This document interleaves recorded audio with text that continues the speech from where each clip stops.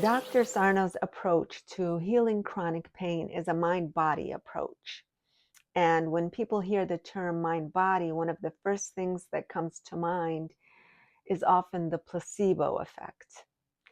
But actually, Dr. Sarno, his approach is not placebo, and he was actually anti-placebo. I used to think that what's wrong with placebos as long as they work, right? Bring on the placebos. I need all the help I can get. Placebos work even when you know they are placebos. And placebos are very powerful. They are even known to reverse cancer, and Dr. Sarno acknowledged their power. He even called it the magnificent placebo.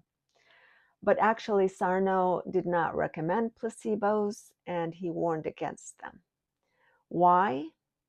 For several reasons. First, the effect of placebos is almost always temporary. The pain or symptoms usually come back later. Second, you are susceptible to the symptom imperative.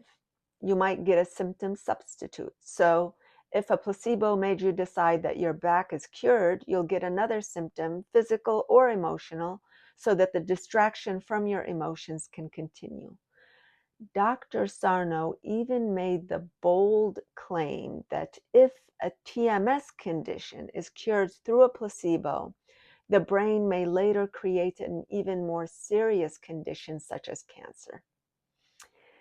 Now, there's no proof of that, but Dr. Sarno has been right about everything else. He's highly intuitive, so I'd take his insights seriously.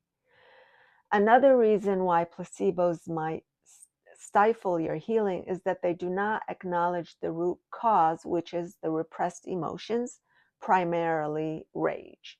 They further distract you from the root cause, so they're just another distraction. They keep you looking outside of yourself for solutions when the solution is inside, and the temporary effects of the placebo give you the illusion that they're working, so you keep pursuing them more and more. So they keep you on a treadmill. It's just like an addiction. There are popular teachers who are making fortunes playing on the placebo effect. And people flock to them because their methods give fast results. Dr. Joe Dispenza is a good example. The title of one of his books is You Are the Placebo. So you might ask, how do I know if Sarno's approach is not also a placebo? Why is Joe Dispenza's approach a placebo, but Sarno's approach is not a placebo? It's because Dr. Sarno's approach starts with the right diagnosis. It addresses the root cause, which is the rage and its mechanism. It does not bypass it. Dr. Sarno's approach is knowledge therapy, education about what's going on. A big part of Dispenza's work is intentionally cultivating emotions like gratitude, love, compassion, wholeness to override the negative emotions. That's a bypass. It's an invalidation of your anger, shame, and fear. Actually, the best way to love yourself is to love your rage. A good mother actually loves her child's anger. If you can't love yourself at your worst, you can't truly love yourself. In fact, this insistence that you are a perfect and good person, that is where the TMS began in the first place. Someone taught you early in life that you are not lovable unless you are perfect and good. Now, you might say, why don't I use both? I can use placebos to cope and Sarno to heal the root cause. Well, the problem with that is that the powerful and most immediate effect of the placebo will make you uninterested in Sarno. It's a trap. Remember, Sarno wasn't against placebos because they didn't work. It's because they do work, but only temporarily. You won't be able to outsmart your unconscious long term. So if you hold a crystal that you believe will soothe your pain, and it soothes your pain, you'll say, this works. I need more of it. Why do I need to bring painful, dangerous emotions to my awareness? Isn't it better to distract myself with this beautiful healing crystal? See, so the crystal, which is mostly placebo, became another distraction from your rage. But the unconscious will not be denied indefinitely. Sarno was radical in focusing on the root cause of the pain and stopping everything else. Stop physical therapy, acupuncture, ice packs, warm packs, obsession with the right posture, special chairs, special mattresses, etc., because they are a trap. They work temporarily, so you want more and more of them, and they keep you on a hamster wheel. Sarno said, get out of the physical ballpark and into the psychological ballpark with both feet, not 1 foot here and 1 foot there.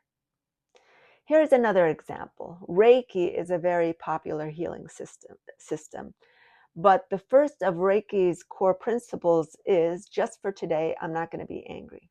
And tomorrow you'll say the same thing. So I'm going to keep denying my anger every day because it's bad. And hopefully when I deny my anger long enough, it's going to go away. No, it doesn't go away. It stays in the unconscious and it turns into chronic pain and other symptoms, which you will chase around again and again. Also, this idea that just for today I'm not going to be angry reinforces the idea that you are only lovable if you don't have any anger. You're only lovable if you are perfect and good. No, you are lovable even when you are not perfect. No one is perfect. And you are lovable even when you are not good all the time. You have anger just like everyone else. And you have the right to be angry sometimes. You have the right to take care of yourself first and set boundaries. Now, having said that, I actually love crystals. I have them around in the house. I like to hold them. I love Reiki. I love receiving it. I give it to myself sometimes. It soothes me, but it doesn't heal me because it does not address the rage. I always have to make myself sign a mental waiver that this is potentially, it might distract me from true healing if I am not aware of it. These soothing methods are good after a good catharsis.